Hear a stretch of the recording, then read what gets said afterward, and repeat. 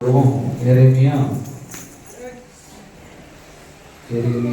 தீர்க்கதரிசன புத்தகம் 12ஆம் அதிகாரம்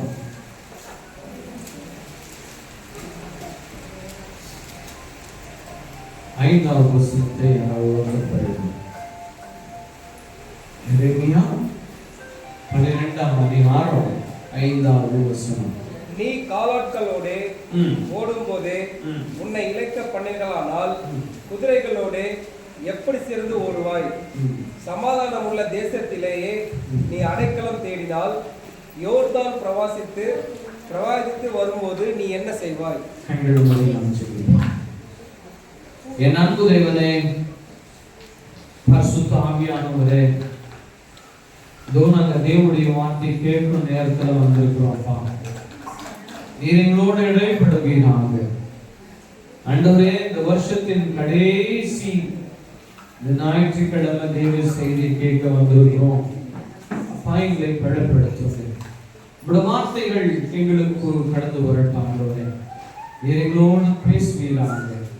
பரிசுத்த ஆவியானவரே, நீர் எங்களோடு பேசுங்க. நீர் பேசும் நாங்கள் கேட்கிறோம். இயேசுவின் நாமத்தில் பிதாவே, ஆமென். அல்லேலூயா. இங்கே தேவனுடைய வார்த்தை சொல்லுகிறது, படிக்குமா? நீ காலாட்களோடு ஓடும்போது உன்னை இழைக்க பண்ணீர்களானால்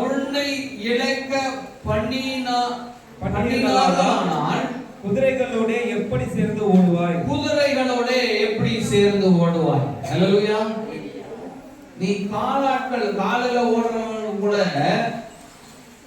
ஓடி நீ இளைப்படைந்துட்டனா குதிரைகளோட நீ எப்படி ஓட முடியும்னு தேவனுடைய வார்த்தை கேட்கப்படுகிறது.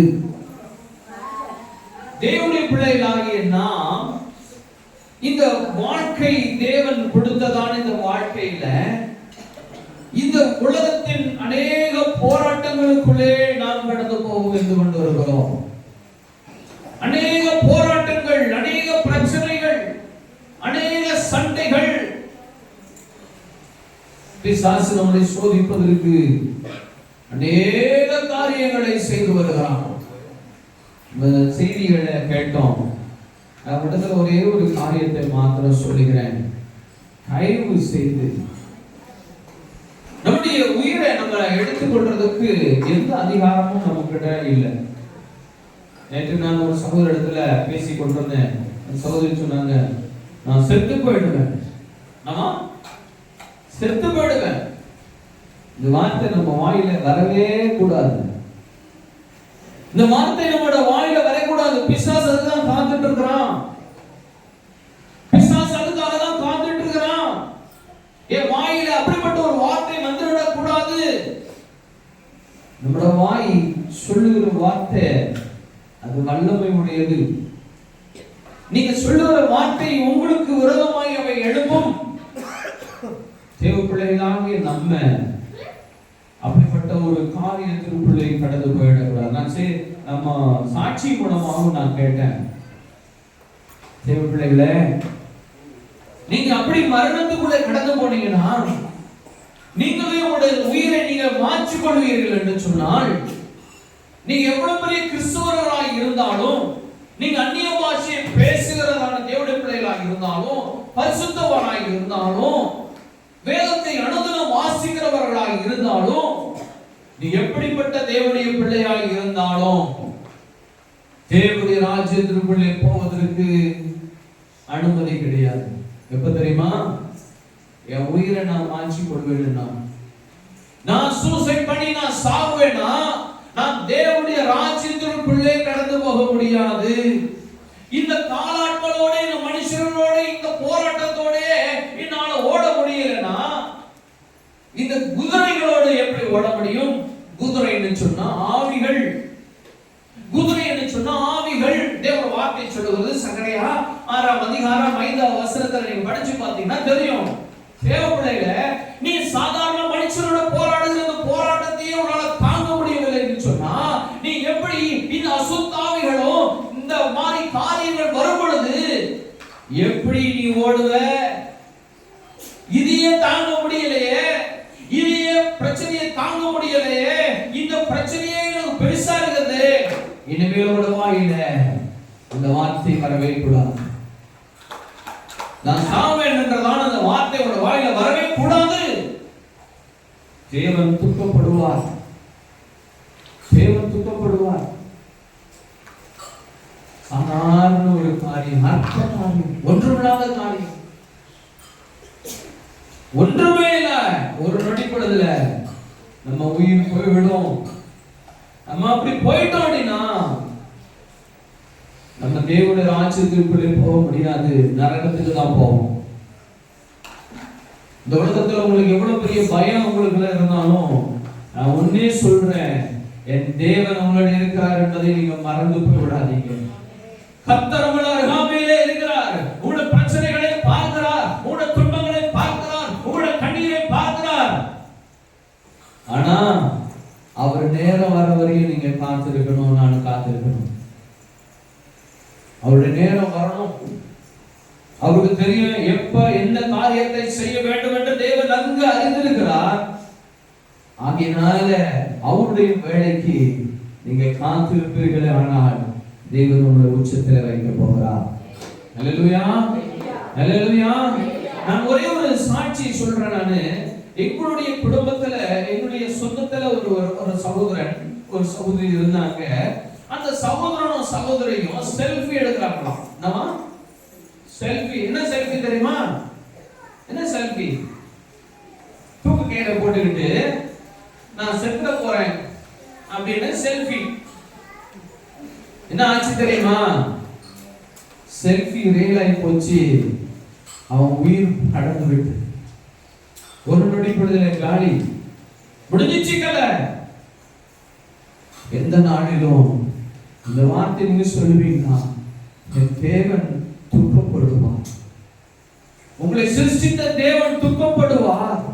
உங்களுக்காய் தேவன் கிரீடத்தை வைத்திருக்கிறார், உங்களுக்காய் தேவன் ஜெயத்தை வைத்திருக்கிறார். இந்த பொறுமை உங்களிடத்துல இல்லாம நீங்க இப்படிப்பட்ட ஒரு காரியத்தை செய்வீர்கள் என்று சொன்னால் கர்த்தர் மிகவும் துக்கப்படுவார். ஒரு நாளும் அப்படிப்பட்ட காரியத்தை செய்வதற்கு உங்களை இருதயத்துக்கு இடம் கொடுக்கிறாங்க. இந்த பூமியில இருக்கிற இந்த நாட்களையே நான் தாங்கிக் கொள்ள முடியல, பிரச்சனையை நான் தாங்கிக் கொள்ள முடியலன்னு செஞ்சிட்டோம் அப்படின்னா, மரித்த பிறகு நம்மளோட வாழ்க்கை எப்படி தெரியுமா இருக்கும்? இங்கேயாவது உங்க மனைவியாவது ஒரு வார்த்தை சொன்ன கேட்பா, உங்க பிள்ளைகளாவது ஒரு சில நேரத்துல கேட்காம போனாலும் கேட்பாங்க, உங்களோட நண்பர்களாவது எப்பயாவது ஒரு தடவையாவது கேட்பாங்க. ஆனா அங்க அந்த ஆவி உலகத்துல பிசாசுகள் பயங்கரமாய் உங்களுக்கு தொந்தரவு செய்யும். என்ன செய்ய சொல்லும் தெரியுமா? நீ போய் அந்த குடும்பத்தை கெடு, நீ போய் இந்த வீட்டை கெடு, நீ இந்த வேலையை செய்ய, அப்படி பண்ணு, இப்படி பண்ணுன்னு சொல்லி அந்த அசுத்தாவிகள் உங்களை பயங்கரமாய் வேதனைக்குள்ளே கொண்டு போகும். ஒரு இடத்துல நிம்மதியா இருக்க முடியாது, ஒரு இடத்துல நீங்க நிம்மதியா இருக்க முடியாது. அநேக அசுத்தாவிகள் சொல்லுகிறத நாங்க ஜெபம் பண்ணி அந்த பிசாசுகளை துரத்துற வேலைகளை நாங்க கேட்டிருக்கிறோம். என்ன சும்மா விட மாட்டேங்குது, என்ன அடி விழுகிறேன், என்ன பயங்கரமாய் பிரச்சனை செய்யுது, என்னால இருக்க முடியலையே, இவனை பிடிக்க வேணும்னு சொல்லி என்ன அனுப்புறாங்களே, என்ன பிடிக்கணும்னு சொல்லி என்ன அனுப்புறாங்களே, நான் என்ன செய்வேன்? பிள்ளையே, இந்த பூமியில கர்த்தர் உன்னை ஆசீர்வதித்து உயர்த்த வேண்டிய நேரம் வர வரையும் நீங்க கர்த்தரிடத்திலே காத்துமாட்டு இருங்க, அவர் உங்களை உயர்த்துவார். தேவன் ஆலயத்தில் அநேக சாட்சிகளை கேட்டீங்க, அநேக சாட்சிகளை கேட்டீங்க. கர்த்தர் உங்களை உயர்த்துவார், நிச்சயமாகவே உயர்த்துவார்.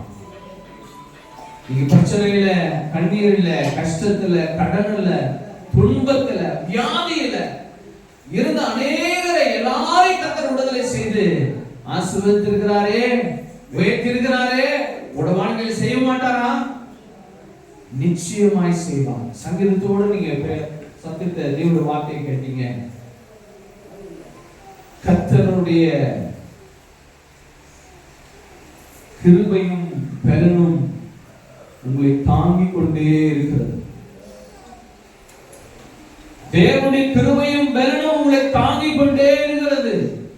நீங்க நினைக்கிறீங்களா நான் தான் எல்லாத்தையும் சுமந்துட்டு இருக்கிறேன், நான் தான் எல்லா பிரச்சனையும் தாங்கிட்டு இருக்கிறேன்னு.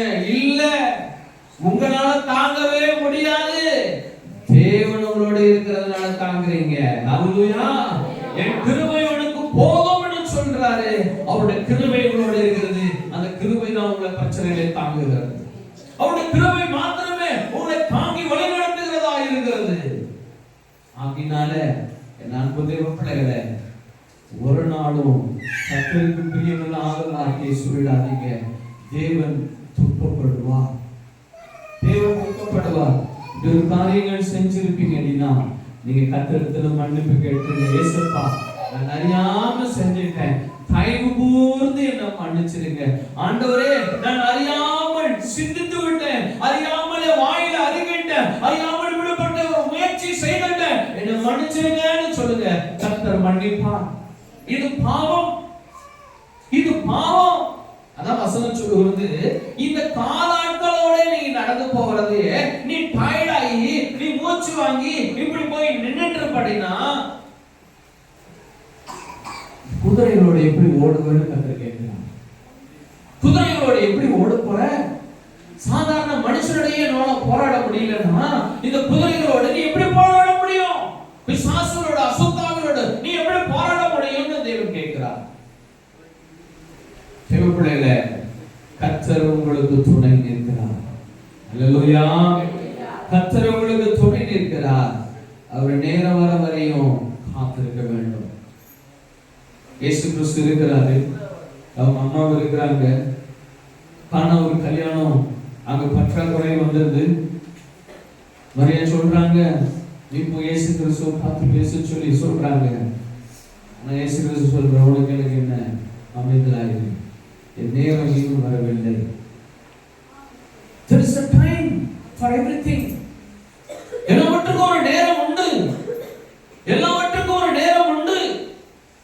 தேவப்பிள்ளையே, உங்களோட வாழ்க்கையிலும் தேவன் அதிசயத்தை செய்ய அவரோட நேரம் வர வரையும் நீங்க பொறுமையோடு காத்திருக்கணும். தாவீது வாழ்க்கையை நீங்க பார்த்தீங்க, எத்தனை பிரச்சனை. கூட நண்பன், சகோதரர்கள் எல்லாரும் அவனுக்கு விரோதமாய் எழுப்பி வராங்க. ஆனா அவன் சொல்றான், ஆண்டவரே, நான் மனுஷர்களை நம்பல, என் தேவன் உண்மையை நம்பியிருக்கிறேன் சொல்றான். ஹல்லேலூயா, ஹல்லேலூயா. நீங்க அவரை மாத்திரம் சார்ந்திருக்க, அவர் நிச்சயம் உங்களை உயர்த்துவார். அவர் குப்பையிலிருந்து ஒரு மனுஷனை உயர்த்த முடியும். புழுதியிலிருந்து தேவன் ஒரு மனுஷனை உயர்த்த முடியும். உடவார்த்தை உயர்த்த மாட்டாரா? நிச்சயம் உயர்த்துவார். காத்திருக்க, அந்த நேரம் வரவே இல்லை, தேவன் உங்களை உயர்த்தியே தீர்வார். ஒரு சில நேரத்துல உங்களோட வாழ்க்கையில பெரிய ஆசீர்வாதங்கள் வரணும்னா பயங்கரமான போராட்டம் இருக்கும். நான் தேவனுடைய ஊழியத்திற்கு வருவதற்கு முன்பாக அநேக போராட்டங்கள், பிரச்சனைகள்லாம் இருந்தது. அநேக பாடுகள் பட்டு, வேதனை பட்டு, துன்பப்பட்டுதான் எல்லா காரியங்களையும் நம்ம கடந்து போனோம். அப்படி என்னோட வாழ்க்கையில் அப்படிப்பட்ட துன்பங்கள்லாம் வர வேடல. நான் நினைப்பேன், ஆண்டவரே, இவ்வளவுதான் எனக்கு முடியாது.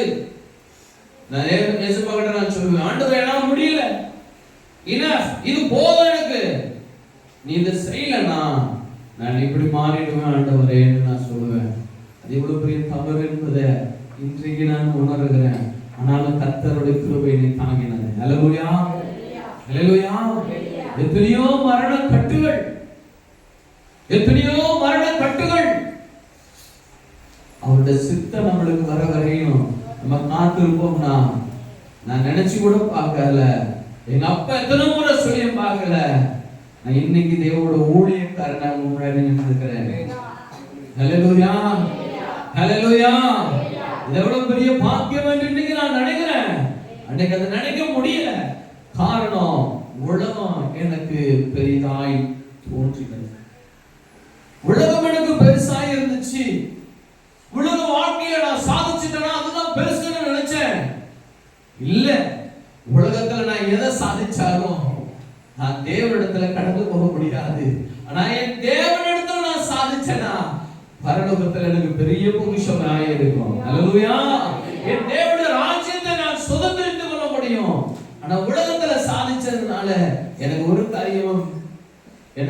எல்லாம் அழிந்து போகக்கூடியதான் செய்ய தூக்க முடியும். அழியாத நித்திய ஜீவனை நாளை பெற்றுக்கொள்ள முடியாது. இன்றைக்கு இந்த காரியங்களை நான் உணர்ந்திருக்கிறேன். தேவனுடைய பிள்ளைகளாகிய நீங்களும் இதை உணர்ந்து கொள்ளுங்க. உலக காரியங்களுக்கு நம்ம போராட்டத்தை பார்த்து உலக காரியங்களுக்காக நாம் மனவேதனை அடைச்சு இழைப்பாயி மூச்சு வாங்குற மாதிரி உட்கார்ந்துட்டு அப்படி மூச்சு வாங்குறவளா இருக்க வேண்டாம். இதுக்கே இழப்படைச்சிடாதீங்க. தேவ பிள்ளைகளே, உபத்திரவ காலங்கள் நெருங்கி கொண்டு வருகிறது. இயேசு கிறிஸ்துவோட வருகை சமீபம் என்பதற்கான அடையாளங்கள் எல்லா இடங்களிலும் நடந்து வருகிறது. கிறிஸ்துவுடைய வருகைக்கு ஆயத்தப்படுங்க. அவரை மாத்திரம் நோக்கி பாருங்க. அவரை மாத்திரம் நோக்கி பாருங்க. இயேசுவை மாத்திரம் நோக்கி பாருங்க. உங்களுக்காய் உயிர் கொடுத்த தேவனாகிய இயேசு கிறிஸ்து உங்களை மீட்டெடுக்க வேண்டும் சொல்லிதான் அவர் உயிரையே உங்களுக்காய் கொடுத்தார். அவர் ஜீவனை உங்களுக்காய் கொடுத்தார். நீங்க இயேசு கிறிஸ்துவுடைய ஜீவனை கொண்டு நீங்க நாமும் படைத்திருக்கிறோம். அதனால கர்த்தருடைய பிள்ளைகளாகிய நம்ம மூச்சு வாங்காதபடி, டயர்ட் ஆயிடாதபடி ஆண்டவருடைய பலத்தை கொண்டு எழுதி ஓடுங்க, ஓடிக்கொண்டே இருங்க. அவருடைய நேரம் வரும், அந்த நாளிலே கர்த்தர் உங்களை உயர்த்துவார். ஹல்லேலூயா, ஹல்லேலூயா, ஹல்லேலூயா. எல்லாவற்றுக்கும் ஒரு காரியம் நம்மளுக்கு இந்த ஓட்டத்துல தேவைப்படுகிறது. ஒரு காரியம், ஒரு சில காரியங்கள் நம்முடைய இந்த ஓட்டத்தை முடிக்கிறது ஜெயத்தோட முடிக்க வேண்டும்னா we need a spiritual discipline. We need a spiritual discipline. ஆவிக்குரிய ஒழுங்குமுறைகளின்படி நம்ம வாழ வேண்டும். ஆவிக்குரிய ஒழுங்குமுறைகளின்படி நம்ம வாழ்வோம் என்று சொன்னா நிச்சயம் நீங்கள் எதிர்பார்த்து கொண்டிருக்கிற தேவனுடைய ராஜ்யத்திற்குள்ளே நாம் கடந்து போக முடியும். நிச்சயமும் முடியும். இந்த ஒழுங்கின்படி நாம் ஓட வேண்டும். ஒரு சில ஆத்துமாக்களை நம்ம பார்த்திருக்கிறோம். ஒரு சில தேவனுடைய பிள்ளைகளை பார்க்கிறோம். கர்த்தருடைய வேதத்தின் கற்பனைகளை, தேவனுடைய கட்டளைகளை மீறுகிறதான தேவனுடைய ஜனங்களாக இருக்கிறார்கள். ஒரு சில எக்ஸாம்பிள் சொல்லணும்னா, கர்த்தர் வசனம் சொல்வது, பிள்ளைகளே உங்களுடைய பெற்றோர்களுக்கு என்ன பண்ணுங்கள்? கீழ்ப்படியுங்கள். மனைவிமார்களே உங்களுடைய புருஷனுக்கு கர்த்தருக்குள் கீழ்ப்படியுங்கள். இப்படி அநேக தேவனுடைய வார்த்தைகள் நம்முடைய வாழ்க்கையிலே சொல்லப்பட்டிருக்கிறது. நான் சொல்றது பேசிக். ஏன்னா நம்ம குடும்பத்துல இருந்து நம்ம வந்திருக்கிறோம் இல்லையா?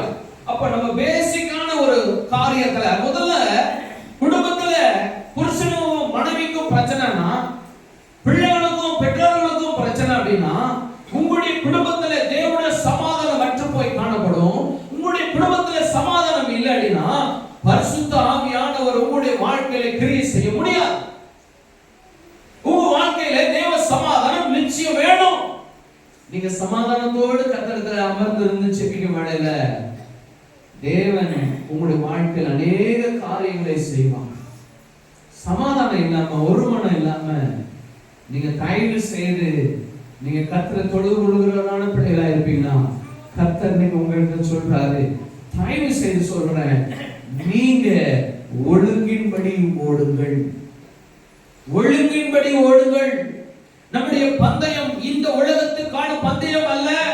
We are running here for to attain the heaven. நம் பரலோக ராஜ்யத்தை சுதந்தரித்துக் கொள்வதற்காய் இந்த பூமியில நாம் ஓடிக்கொண்டிருக்கிறோம். அப்ப இந்த பரலோக ராஜ்யத்தை சுதந்தரித்துக் கொள்ளணும்னா இந்த ஆவிக்குரிய டிசிப்ளின் நமக்குள்ள வேணும். இந்த ஆவிக்குரியதான கீழ்ப்படிதல் நமக்குள்ள வேணும். தேவனுடைய சட்டத்திட்டங்களின்படியாய் நம்ம ஓட வேண்டும். ட்ராக் போட்டுருப்பாங்க, ரன்னிங் ரேஸ் ஓடுறவங்க பார்த்திருக்கீங்களா? There will be a track. இந்த ட்ராக்ல ஓடுறவன் இந்த ட்ராக் மாறக்கூடாது. மாறிட்டானா தவறு. நம்ம ஒழுங்கின்படியாய் ஓடுகிறதான தேவனுடைய பிள்ளைகளாக இருக்கணும். அவன் ஓடுறது மாத்திரம் இல்ல, அவன் சாப்பிடுற சாப்பாட்டுல என்ன பண்ணுவான்? இது சாப்பிடக்கூடாது, இது ஃபேட், இது எடுத்துக்கோங்க, புரோட்டீன், இவ்வளவு தண்ணி குடிங்க, இந்த குளுக்கோஸ் எடுத்துக்கோங்க, இந்த ஃபுட் எல்லாம் நீங்க எடுத்துக்கோங்க, இந்த சென்ட் இருந்தாதான் நீங்க ஓட முடியும்?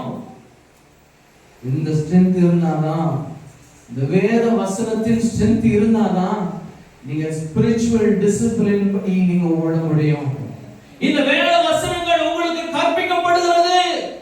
ஒவ்வொரு வாரமும் தேவனுடைய வார்த்தைகளை கேட்டுக்கொண்டே இருக்கிறீங்க.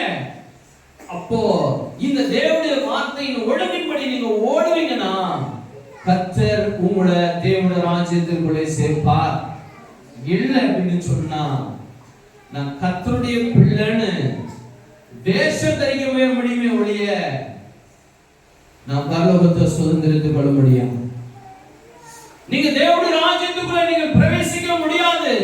உங்களுக்கு அதே சட்டம் தான், எனக்கு அதே சட்டம் தான். ஹல்லேலூயா, ஹல்லேலூயா. உங்களுக்கு ஒரு சட்டம், எனக்கு ஒரு சட்டம் இல்ல. உங்களுக்கு என்னவோ அதே சட்டம் தான் எனக்கும். தேவ பிள்ளைகளாக நாம் ஒழுங்கின்படி ஓடுகிறவர்களாக இருக்க வேண்டும். இந்த ஒழுங்கு என்ன பண்ணா என்ன செய்ய வேண்டும் என்பதை தேவனுடைய வார்த்தைகள் நம்மளுக்கு போதிக்கப்பட்டிருக்கிறது. ஹல்லேலூயா, ஹல்லேலூயா. எடுத்துக்கொள்ளும் 2 தீமோத்தேயு 4ஆம் அதிகாரம் 7ஆம் வசனத்தை யாராவது வாசிங்களா? 2 தீமோத்தேயு 4:7.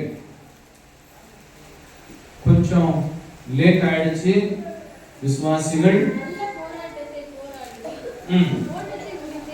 நல்ல போராட்டத்தை போராடினேன், ஓட்டத்தை முடித்தேன், விசுவாசத்தை காத்துக்கொண்டேன். ஹல்லேலூயா, ஹல்லேலூயா. நம்ம நல்ல போராட்டத்தை போராடுகிறோம். We are fighting with something for the goodness. நம் தேவனுடைய ராஜ்யத்தை பெற்றுக்கொள்வதற்காக நாம் போராடுகிறோம். எதுல வச்சு போராடுகிறோம்? விசுவாசத்தை காத்துக்கொண்டு போராடுகிறோம். ஹல்லேலூயா, ஹல்லேலூயா, ஹல்லேலூயா.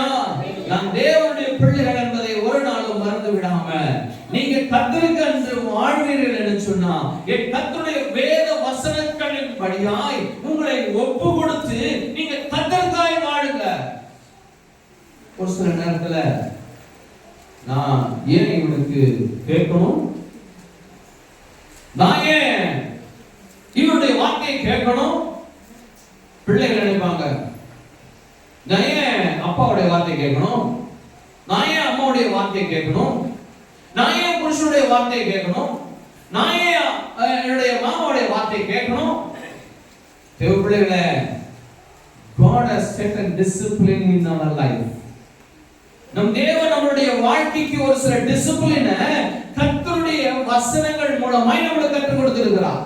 இந்த தேவனுடைய வார்த்தைகளின்படியாய் இந்த வாழ்க்கையை நம் கர்த்தருக்கு பரிசுத்தம் என்று நாம் காணப்பட்டு வாழ்வோம் என்று சொன்னால் நீங்களும் நானும் உண்மையுள்ள தேவனுடைய பிள்ளைகளாக இருப்போம். நான் அப்படி இல்லைன்னு சொன்னா my Christianity will be என்னவாகும்? என்னோட கிறிஸ்துவ வாழ்க்கை வேஷம் தரிக்கப்பட்டதான கிறிஸ்துவ வாழ்க்கை, வேஷம் தரிக்கப்பட்ட கிறிஸ்துவ வாழ்க்கை. ஒரு காக்கா போய் என்ன பண்ணுச்சான்? புறாவோட பழகிறதுக்காக தன்னை ஒரு ஒரு ஒரு வெள்ள ஒரு அந்த சுண்ணாம்பு இருந்துச்சா, அதுல போயிட்டு அப்படி பரண்டு எடுத்து அப்படி வந்துருச்சான். அந்த வந்ததுக்கு பிறகு அது என்ன பண்ணுச்சு? புறா இடத்துல போய் நானும் புறாதான்னு சொல்லிச்சு. நானும் புறாதான். உடனே புறா என்ன பண்ணுச்சு? அதை நம்பி மாமா புறாவே கூட வந்து நம்ம போலான்னு சொல்லி இந்த புறாவோட ஐக்கியம் உண்டாச்சு. ஒரு நாள் மழை பெஞ்சிச்சு. மழை பெஞ்சதுன்னா என்னாச்சு? கலர் மாறி போச்சு. நம்முடைய வாழ்க்கையில் அநேகருடைய வாழ்க்கையில் அப்படிதான். ஒரு பிரச்சனை வரும் பொழுதுதான் ஒரு மனுஷனுடைய வாழ்க்கை உன்னதமான வாழ்க்கையை நம்ம காண முடியும். ஒரு துன்பம் வர வேளையில தான் ஒரு மனுஷனுடைய ரியாலிட்டியை நம்ம பார்க்க முடியும். ரியாலிட்டி, நம்ம ரியாலிட்டி யாரா இருக்கணும்? தேவனுடையதா இருக்க வேண்டும். சத்தியத்தின்படியான ரியாலிட்டி நம்மளுக்கு வேணும். என் தேவனுடைய வார்த்தையின்படியான ரியாலிட்டி வேணும். நமக்குள்ள ஒருவனை இல்லைன்னா, நமக்குள்ள சமாதானம் இல்லைன்னா நீங்க கர்த்தருக்குள்ள வளரவே முடியாது. நின்ன இடத்துல நின்று இருப்பீங்க, நின்ன இடத்துல நின்று இருப்பீங்க. இது தேவனுடைய ஜீவ ஊற்றின் வார்த்தைகள். ஹல்லேலூயா. இந்த தேவனுடைய ஜீவ ஊற்றின் வாழ்க்கையில நீங்க அவருடைய ஜீவ தண்ணீரை நீங்க பெற்று வாழ்வீங்கன்னா நீங்க ஓங்கி கர்த்தருக்குள்ள வளர முடியும். நீங்க ஓங்கி வளர முடியாம நின்ன இடத்திலே நின்று கொண்டே இருப்பீர்கள்னா something wrong. ஏதோ ஒரு காரியம் தவறு நடந்து கொண்டே இருக்கிறது. ஏதோ ஒரு காரியம் திரும்ப திரும்ப என் தேவனுக்கு பிரியமில்லாததை செய்து கொண்டே இருக்கிறேன். என் அன்பு பிள்ளைகளே, என் தேவச்சனமே, கர்த்தர் உங்களை அதிகமாய் நேசிக்கிறார். கர்த்தரை நேசிக்கிறதை விட இந்த உலகத்தில் உங்களை யாரும் நேசிக்கவே முடியாது.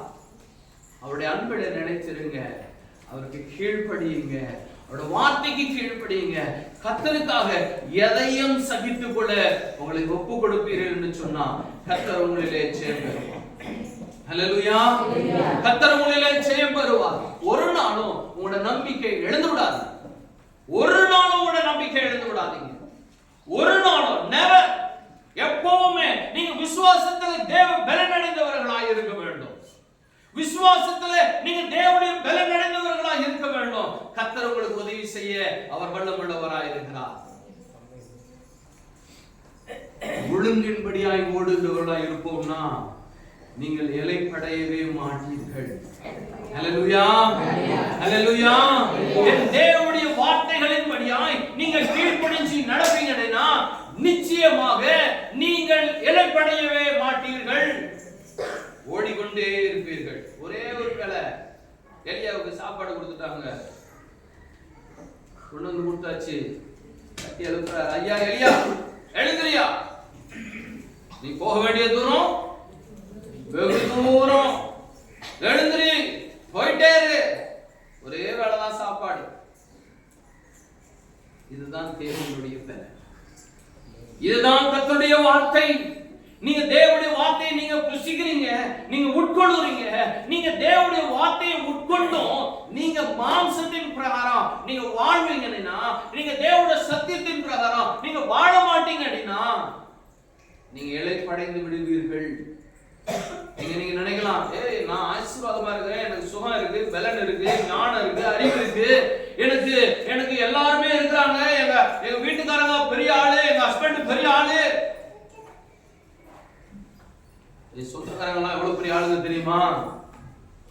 ஒரு நொடி கர்த்தர் நினைச்சாருன்னா எல்லாத்தையும் பழச்சு போட்டுருவாரு. ஒரு நொடி பழச்சு போட்டுட்டாருன்னா நான் என்ன செய்ய முடியும்? எனக்கு கர்த்தர் ஊழியத்துக்கு அழைச்சாரு, நான் போகவே இல்லை. ஃபர்ஸ்ட் டைம் எங்க ஒரு காலை தான் உடைச்சாரு, ஒரு கால் உடைஞ்சிச்சு. அப்பவும் நான் உணர்வு அடையவே இல்லை. என் சுயத்தின் பிரகாரமா ஓடிக்கொண்டே இருந்தேன். இரண்டாவது முறை பொறுமையா இருந்தாரு. இரண்டாவது முறையும் கர்த்தர் என்ன ஒரு பெரிய ஆக்சிடென்ட மீட் பண்ண வச்சாங்க. 2 கால்கள் முறிக்கப்பட்டு 2 கால் உடைக்கப்பட்டுச்சு. அந்த நேரத்துல படுக்கையில வைத்து என்னால எழுந்திருக்க முடியாது, பாத்ரூம் கூட போக முடியாது. நான் படுத்த படுக்கையிலே இருந்தேன். 6 மாதத்து வரையும் நான் படுத்த படுக்கையாகவே இருந்தேன். கர்த்தர் இந்த படுக்கையில என்னை கர்த்தர் பரிசுத்தப்படுத்தினார். அப்பவே என்னை கைவிடவே இல்லை. அப்பவே என்னை தூக்கி போடுறேன், என்னை தூக்கி போடவே இல்லை. உங்களையும் கர்த்தர் தூக்கி போடுறதுக்கு ஒரு விருப்பமே கிடையாது. அதனாலதான் கர்த்தர் உங்களோட பேசிக்கொண்டே இருக்கிறார். அதனாலதான் கர்த்தர் உங்களோட பேசுறார். உங்களை தூக்கி போடுறதுக்கு தேவனுக்கு பிரியம் இல்லை. உங்களை அரவணைக்கணும், உங்களோட தேவனுடைய ராஜ்யத்துல கொண்டு போய் சேர்க்க வேண்டும்னு சொல்லி உங்களை அடிச்சியும் திருத்தியும் உங்களை சிந்திக்க வைக்கிறார் கர்த்தர். நீங்க கர்த்தருக்கு பிரியமான பாத்திரமாய் இருக்கு நீங்க கர்த்தரிடத்துல ஒப்பு கொடுப்பீங்கன்னா இந்த உலகத்தில் ஓடுகிற ஓட்டங்கள் உங்களுக்கு இலக்கு உண்டாக்க முடியாது. ஹல்லேலூயா. வசனத்தை பார்த்தோம், 2 தீமோத்தேயுல நல்ல போராட்டத்தை போராடினேன், ஓட்டத்தை முடிச்சேன். ஹல்லேலூயா. நம்ம வாழ்க்கையில ஓட்டம் ஒரு எண்ட் இருக்கு. அந்த எண்ட்ல எப்படி முடிக்கணும்? ஜெயத்தோடு முடிக்க வேண்டும். ஹல்லேலூயா. ஜெயத்தோடு முடிக்க வேண்டும். நம்ம ஐயா ஈசாக்கையா இருந்தாரு, கர்த்தருடைய கிருபையினால இந்த நாளில அவர் ஜெயத்தோடு தன் ஓட்டத்தை முடித்து பரலோக ராஜ்யம் கடந்து போயிருக்கிறார். ஹல்லேலூயா.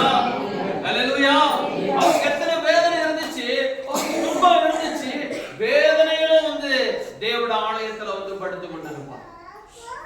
ஞாயிற்றுக்கிழமை ஐயா என்ன வீட்டில இருந்து எப்படியாவது ஆலயத்துக்கு வந்து நான் கர்த்தருடைய சத்தியத்தை கேட்டுட்டு போகணும்னு வருவார். கர்த்தரை தொழுது கொள்ளும்படி வருவார். நல்ல போராட்டம், எல்லா போராட்டமும் அவருக்கு ஜெயத்தை கொண்டு வந்தது. இன்னைக்கு தேவனுடைய ராஜ்யத்தில் இளைப்பாறி கொண்டிருக்கிறார். ஹல்லேலூயா, ஹல்லேலூயா. தேவனுடைய பிள்ளைகளாக இருந்து நம்முடைய வருகிற போராட்டங்கள் எல்லாம் என் தேவனுக்கான ஜெயத்தை கொண்டு பண்ணுகிற போராட்டம் என்று நீங்க போராடுவீர்கள், நீங்க சத்தியத்தின்படி வாழ்வீர்கள் என்று சொன்னா தேவன் உங்களுக்கு பலனாக இருப்பார். இல்லைன்னா என்ன தெரியுமா? இல்லைன்னா மூச்சு மேலையும் கீழையும் வாங்கும். மூச்சு வாங்குறவங்கள பார்த்திருக்கீங்களா? மூச்சு வாங்குறவங்களா? நான் சின்ன வயசுல எக்ஸசைஸ் பண்ண போவேன். கிரவுண்டுக்கு காலையில் ஏர்லி மார்னிங் ஓடிடுவேன். மார்ஷல் ஆர்ட்ஸ் எக்ஸசைஸ் பண்ணுவேன். போயிட்டு முடிச்சுட்டு வந்து உட்காருவேன். உடம்புல இருந்து அப்படியே ஒரு ஹீட் அப்படியே வெளியே ஏறும், பயங்கரமா தெரியும். ஆனா இழைப்பு வராது. மூச்சு ஒரு சில ஆட்களை பார்ப்பேன், சும்மா கொஞ்சம் தூரம் தான் வருவான், மூச்சு மேலே கீழே வாங்கும். பாருங்க நிற்பான், பயங்கரமா மூச்சு வாங்கும், நிக்கவே மாட்டான். நம்ம தேவ பலனை பெற்றுக்கிறோம். மூச்சு வாங்க கூடாது, டயர்ட் ஆயிடக்கூடாது. Never get tired. விசுவாசினா நீங்க தேவ பலனை படிச்சிருக்கீங்க, கர்த்தர் உங்களுக்கு பலனா இருக்கிறார். ஹல்லேலூயா, ஹல்லேலூயா, ஹல்லேலூயா. நம்ம வாழ்க்கையில ஒரு முடிவுக்கு நம்மளே கொண்டு வந்துடக்கூடாது. கர்த்தர் நிர்ணயித்திருக்கிற நாள் வரையும் பொறுத்திருக்கணும். ஹல்லேலூயா. பொறுமையோடு காத்திருங்க. வசனத்தின்படி வாழ ஒப்பு கொடுங்க. அவரோட வார்த்தைகளை கேட்டு அப்படியே கீழ்ப்படிஞ்சு நடங்க. கர்த்தர் உங்களை இளைப்படைய விட மாட்டார். காலாட்களோட போறப்போ, காலாட்கள்னா உங்களோட மனைவி, புருஷன், தம்பி, தங்கச்சி, இவங்களோட போராட்டத்தையே நீ தாங்க முடியலன்னா குதிரைகளோட எப்படி அவட போறான்னு கர்த்தர் கேட்கிறார். குதிரைன்னா ஆவிகள், குதிரைன்னா ஆவிகள். அது பயங்கர ஸ்பீடா இருக்குமே, எப்படி? How will you control that? இதுக்கு எந்த மூச்சு வாங்குதுன்னா அதுக்கு என்ன பண்ணுவ? கர்த்தரிடத்துல கேட்கிறார், மூச்சு வாங்காதீங்க, கர்த்தருடைய வார்த்தையை ஏற்றுக்கொள்ளுங்க. அவருடைய திட்டத்தின்படியா, அவருடைய வசனங்களின்படியா, அவருடைய கற்பனைகளின்படியா, அவருடைய வார்த்தைகளின்படியாய் நீங்க வாழ்வீர்கள் என்று சொன்னா அதுதான் ஸ்பிரிச்சுவல் டிசிப்ளின். ஹல்லேலூயா. அதுதான் ஸ்பிரிச்சுவல் டிசிப்ளின். நம்ம ஆவிக்குரிய வாழ்க்கைக்காக இந்த பூமியில இந்த மாம்சத்திலே வாழ்ந்து கொண்டிருக்கிறோம். ஆவிக்குரிய வாழ்க்கைக்குள்ளே நாம் கடந்து போவதற்கு முன்பாக தேவன் இந்த பூமியில நாம் கற்றுக்கொண்டு வாழ்வதற்கு தேவன் இந்த வாழ்க்கையை நம்மளுக்கு கொடுத்திருக்கிறார். நான் கர்த்தருக்காக இந்த பூமியில வாழ வேண்டும் என்று சொல்லி என் தேவன் இந்த புருஷனையும் இந்த மனைவியையும் இந்த பிள்ளைகளையும் தேவன் உங்களுக்கு ஆயத்தப்படுத்தி கொடுத்திருக்கிறார். அப்போ இந்த வாழ்க்கை யாருக்காக வாழணும்? தேவனுடைய வார்த்தைகளின்படியாய் கேட்டு பரிசுத்த வாழ்க்கை வாழ நம்மளை ஒப்பு கொடுக்க வேண்டும். ஹல்லேலூயா. நீங்க அப்படி ஒப்பு கொடுப்பீர்கள் என்று சொன்னா இளைப்படையவே மாட்டீர்கள். இளைப்படைய மாட்டீருங்க. மேபி உங்களோட உடம்புல ஸ்வெட் ஆகும், நாவும் வேற ஊத்தும், உங்களுடைய பாடியில அவ்வளவு ஹீட் உண்டாகும். ஆனா நீங்க என்ன பண்ண மாட்டீங்க? டயர்ட் ஆக மாட்டீங்க.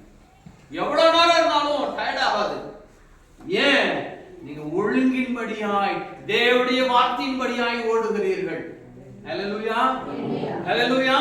என் தேவனுடைய வார்த்தைகளுக்கு கீழ்ப்படிஞ்சு நடப்பீங்கன்னா ஒரு நாளும் உங்களோட வாழ்க்கையில வீணான காரியங்கள் நடைபெறாது, வீணான காரியங்கள் உண்டாகாது. நீங்க தேவனுடைய வார்த்தைகளுக்கு கீழ்ப்படிஞ்சு நடக்க உங்களை ஒப்பு கொடுங்க. கர்த்தர் உங்களை கரம் பிடிச்சு நடத்துவார். அவர் உங்களை கரம் பிடிச்சு நடத்துவார். உங்களோட வாழ்க்கையில அவருடைய கரம் உங்களை தாங்கி நடத்தும். தேவனுடைய வார்த்தைகளுக்கு கீழ்ப்படியுங்க, கர்த்தருடைய வார்த்தைக்கு கீழ்ப்படியுங்க, தேவனுடைய சத்தத்துக்கு கீழ்ப்படியுங்க. அவருடைய வார்த்தைகளின்படியாய் நடக்க உங்களை ஒப்பு கொடுங்க. கர்த்தர் பெரிய காரியங்களை செய்ய போகிறார். 2026 வருஷம் அநேக உபத்திரவங்கள், பாடுகள், பிரச்சனைகள், பயங்கரமான காரியங்கள் வரப்போகிறது. 25 கடைசி நாட்களிலே பார்க்கிறோம் அநேக காரியங்களை. 26 எப்படி இருக்குமோ, 26 வருஷம் எப்படிப்பட்ட காலமாக இருக்குமோ, என் தேவனுடைய வார்த்தையின்படி நடக்க முடியாதபடி பிசாசு அநேக காரியங்களை கொண்டு வருவானோ. தேவ பிள்ளையே, நீங்க கர்த்தரிலே நிலைத்திருக்க உங்களை ஒப்பு கொடுப்பீர்கள் என்று சொன்னா கர்த்தருடைய வார்த்தையின்படி கீழ்ப்படிச்சு நடங்க. அவர் உங்களை கரம் பிடிச்சு நடத்துவார். அவர் உங்களை கரம் பிடிச்சு நடத்துவார். ஒரு காரியத்துக்கும் கவலையே படாதீங்க. தாவீது கவலைப்பட்டார பாத்தீங்களா?